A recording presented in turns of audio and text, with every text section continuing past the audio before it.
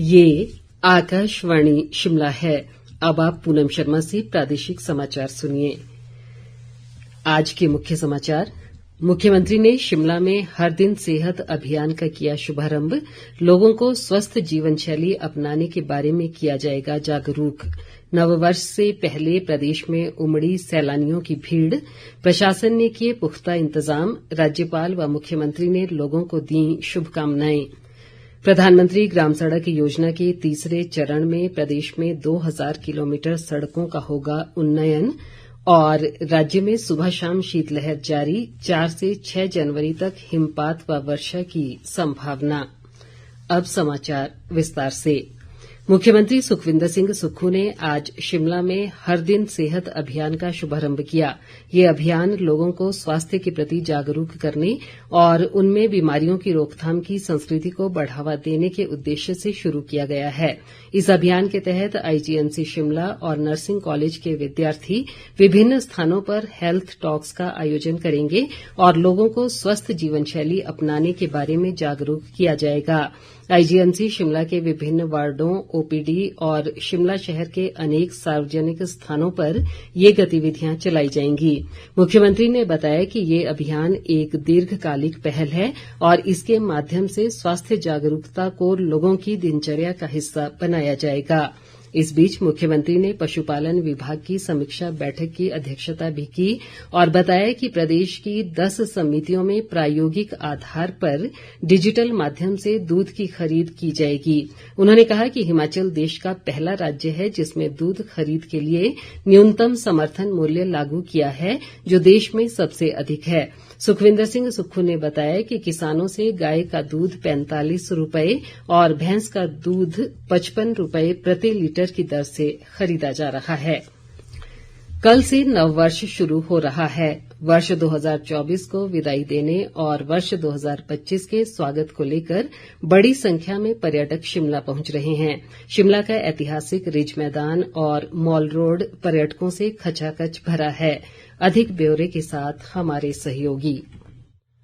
नव वर्ष की आहट के बीच बड़ी संख्या में सैलानी प्रदेश में पहुंच रहे हैं, जो यहाँ की हसीन वादियों में नए साल का स्वागत करना चाहते हैं। राज्यपाल शिव प्रताप शुक्ल और मुख्यमंत्री सुखविंदर सिंह सुक्खू ने प्रदेशवासियों को नव वर्ष की शुभकामनाएं दी हैं। उन्होंने कहा कि नव वर्ष सभी लोगों के जीवन में नई उमंग और उत्साह लेकर आएगा। मुख्यमंत्री ने कहा कि राज्य सरकार व्यवस्था परिवर्तन की दिशा में कार्य करती रहेगी। मैं आप सभी को नव वर्ष 2025 की हार्दिक बधाई देता हूं। मैं कामना करता हूं कि नया साल हम सभी के जीवन में सुख, शांति और समृद्धि लेकर आए और हिमाचल प्रदेश विकास की नई ऊंचाइयां छुए। हमारी सरकार ने व्यवस्था परिवर्तन से हिमाचल प्रदेश को आत्मनिर्भर बनाने का संकल्प लिया है। मैं आशा करता हूं कि आप सभी इसमें अपना भरपूर सहयोग देंगे। एक बार फिर से नए साल की आपको ढेरों शुभकामनाएं। शिमला में पिछले एक सप्ताह में 50,000 से अधिक पर्यटक वाहनों ने प्रवेश किया है। पुलिस अधीक्षक संजीव कुमार गांधी ने बताया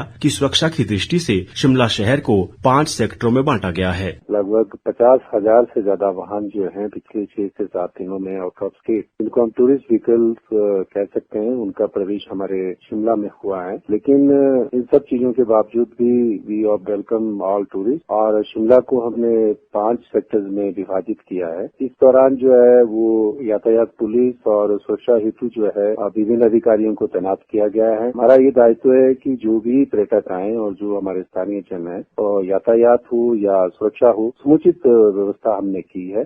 उधर मनाली में भी नव वर्ष को लेकर सैलानियों में खासा उत्साह देखा जा रहा है। राज्य पर्यटन विकास निगम ने सैलानियों की सुविधा के लिए विशेष प्रबंध किए हैं। निगम के डीजीएम बलदेव सिंह ओक्टा ने बताया कि आज मनाली क्वीन का चयन भी किया जाएगा। वो कपल्स का वेलकम किया जाएगा, उसके बाद उनका वेलकम ड्रिंक होगा, हाउस ऑफ तंबोला रहेगा, डिफरेंट तरह की एक्टिविटीज जैसे बैलून डांस, लेमन डांस और तरह तरह की गतिविधियां बच्चों के लिए और कपल्स के लिए और उनके लिए रहेगी। साथ ही साथ न्यू ईयर के उसमें अंत में जो है मनाली क्वीन का चयन भी प्रतिभागियों में से किया जाएगा और साथ ही साथ उसमें जो है वैरायटी ऑफ स्नैक्स और गाला डिनर भी रहेगा। कुल्लू मनाली में अटल टनल रोहतांग के माध्यम से 11 दिसंबर से अब तक 1 लाख वाहनों की आवाजाही हुई है। प्रादेशिक समाचारों के लिए समाचार कक्ष से मैं वेद प्रकाश। इस बीच उप मुख्यमंत्री मुकेश अग्निहोत्री और विपक्ष के नेता जयराम ठाकुर ने भी प्रदेशवासियों को नववर्ष की शुभकामनाएं दी हैं। लोक निर्माण मंत्री विक्रमादित्य सिंह ने कहा है कि प्रधानमंत्री ग्राम सड़क योजना के तीसरे चरण के तहत प्रदेश में 2000 किलोमीटर सड़कों का उन्नयन किया जाएगा। उन्होंने बताया कि योजना के चौथे चरण के तहत 900 किलोमीटर सड़कों की डीपीआर तैयार की जानी प्रस्तावित है। विक्रमादित्य सिंह ने बताया कि वर्ष 2025-26 में राज्य में 500 नई सड़कों का निर्माण कार्य शुरू किया जाएगा। ताज़ा समाचारों के लिए आप हमारे Facebook page all India radio news Shimla, x handle @AIR News_शिमला और YouTube channel AIR Shimla news पर लॉग इन कर सकते हैं। चंडीगढ़ बिजली बोर्ड को निजी कंपनी को सौंपने के विरोध में शिमला में भी हिमाचल बिजली बोर्ड के कर्मचारियों ने आज सुबह 1 घंटे की हड़ताल की। प्रदेश बिजली बोर्ड कर्मचारी व इंजीनियर ज्वाइंट फ्रंट के सह संयोजक हीरालाल वर्मा ने कहा कि चंडीगढ़ बिजली बोर्ड को निजी कंपनी को सौंपे जाने से अन्य राज्यों पर भी इसका असर पड़ेगा। उन्होंने सरकार से इस फैसले को वापस लेने की मांग की है। चंडीगढ़ का महकमा है वो कल 1 जनवरी को जो निजी कंपनी के हाथों देना प्रस्तावित है, जो कोऑर्डिनेशन कमेटी उसने एक राष्ट्रीय स्तर पर नोटिस दिया है कि अगर सरकार ऐसा करती है, जो यूटी गवर्नमेंट चंडीगढ़ करती है, उस महकमे को निजी हाथों में देती है, कहीं न कहीं जो पूरे हिंदुस्तान का बिजली कर्मचारी अभियंता है बड़े आंदोलन की ओर बढ़ेगा और जो भी नेशनल कोऑर्डिनेशन कमेटी की अगली कॉल होगी उस दिशा में हिमाचल प्रदेश का बिजली कर्मचारी और अभियंता भी आगे बढ़ेगा। शिमला नगर निगम के महापौर सुरेंद्र चौहान ने कहा है कि शहर में सार्वजनिक शौचालयों के इस्तेमाल पर लोगों से शुल्क लेने का कोई प्रस्ताव नहीं है और सभी को ये सुविधा निःशुल्क मिलेगी। उन्होंने कहा कि नगर निगम शिमला में अब महिलाओं और पुरुषों से सार्वजनिक शौचालयों के इस्तेमाल पर कोई शुल्क नहीं लिया जाएगा। उल्लेखनीय है कि पिछले कल ही नगर निगम ने शौचालयों के इस्तेमाल पर शुल्क लेने का प्रस्ताव रखा था। मैं आपको भविष्य में भी आपको बता रहा हूँ, ना ही हमारा कोई ऐसा है और ना हम लगाएंगे, ना महिलाओं पे ना पुरुषों पे, जेंडर बेस पे बिल्कुल इसको खत्म। 130 टॉयलेट से शिमला में 104-5 टॉयलेट इसमें तो वैसे नहीं लेते, वो तो फ्री है। हाउस में एक चर्चा आती है तो उसमें विचार रखते हैं अपने। हमने ये कहा कि नगर निगम में कोई भी ऐसा प्रपोजल नहीं, ना हमारा प्रस्ताव था ये। इंटरनेशनल सुलभ इंटरनेशनल ने ये कहा कि हमको इसमें अलाउ किया जाए, जिसको हम रिफ्यूज करेंगे ना हमारे पार्ट से, क्योंकि हम उसको जब साल की उसकी मेंटेनेंस और उसको देते हैं, उसको पैसे दे रहे हैं साल के, डायरेक्ट हम उसको टेंडर देते हैं। अगर कोई ऐसी ओवर चार्जिंग की भी हो तो हम उसको भी खत्म करेंगे। प्रदेश में पिछले 2 दिनों से मौसम साफ बना हुआ है और दिन के समय खिल रही धूप से लोगों को कड़ाके की ठंड से निजात मिली है। शिमला स्थित मौसम विज्ञान केंद्र के वैज्ञानिक संदीप कुमार शर्मा ने बताया कि प्रदेश में 4 जनवरी से पश्चिमी विक्षोभ सक्रिय हो रहा है, जिसके चलते 6 जनवरी तक ऊपरी क्षेत्रों में हिमपात और अन्य भागों में वर्षा की संभावना है।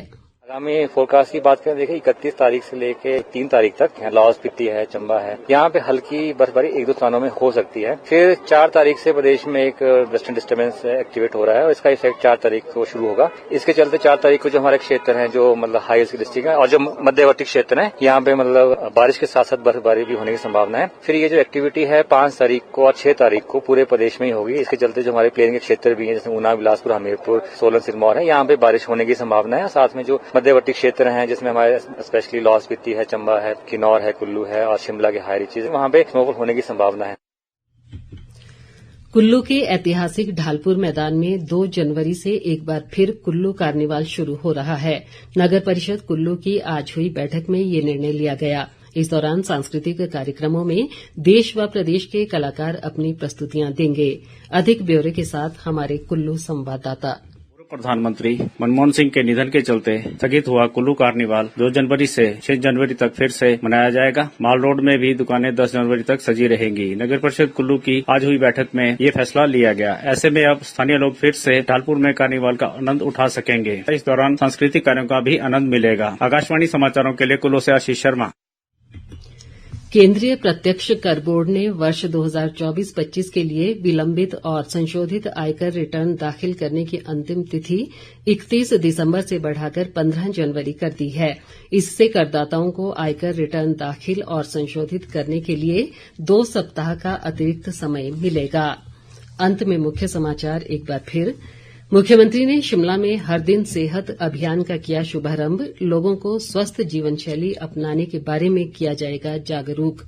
नववर्ष से पहले प्रदेश में उमड़ी सैलानियों की भीड़, प्रशासन ने किए पुख्ता इंतजाम, राज्यपाल व मुख्यमंत्री ने लोगों को दी शुभकामनाएं। प्रधानमंत्री ग्राम सड़क योजना के तीसरे चरण में प्रदेश में 2000 किलोमीटर सड़कों का होगा उन्नयन और राज्य में सुबह शाम शीतलहर जारी, 4 से 6 जनवरी तक हिमपात व वर्षा की संभावना। इसी के साथ ये समाचार बुलेटिन समाप्त हुआ। हमारा अगला बुलेटिन आप सुन सकते हैं कल सुबह 9:20 पर।